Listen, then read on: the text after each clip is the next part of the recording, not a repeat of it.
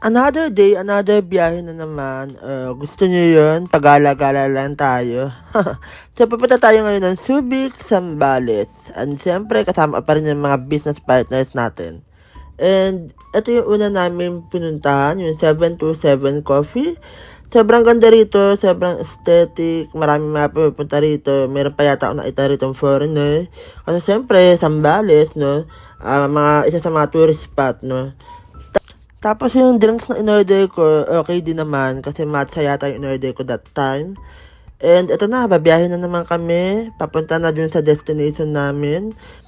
At dahil summer na, yes po, tayo ay magkakaroon ng water therapy dito sa dagat na to. Ang kagandahan dito, kami lang yung tao, wala kaming kaagaw. Ayan, as you can see, sobrang payapa. Sobrang sarap mag-relax, di ba? Marerigin mo talaga yung energy mo kapag naatikim ka ng vitamin C.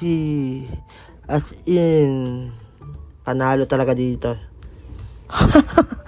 Ano bang pinagsasabi ko? But anyway, sandali lang naman kami rito. Isang araw lang kami dito sa Zambales kasi meron lang kaming minute na old friend na matagal na namin siyang kilala and nakakasama. So, isa rin siya sa mga nag-expand ng community dito sa Zambales and sa Olongapo. Sobrang nakaka-proud kapag nakikita mo yung mga kasama mo na sumasukses step by the step. Kumbaga nakikita mo yung progress nila kasi alam mo rin yung mga pinagdaanan nila, alam mo rin yung mga hardships nila na hindi rin basta-basta pero nakakatuwa kasi nalagpasan nila yun. So, nakakatuwang makasama yung mga ganitong tao na ang gusto lang magtagumpay ang bawat isa.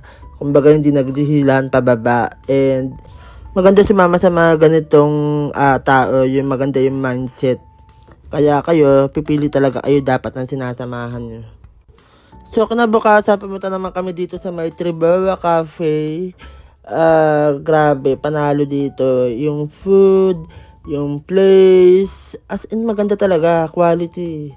Siyempre quality rin yung price, pero what is money kung forex trader ka naman. Ang maganda rito, pwede mo isama yung pet mo kasi pet friendly siya. I mean yung coffee shop. Pag-uwi namin, ito naman yung inatupag namin, minute namin yung mga bago dito sa Along Pasig, no, Starbucks. So may mga bago kaming in-onboard, tapos may news that time. So, sumabay kami sa news. So, emotional traders ba kami? Oo.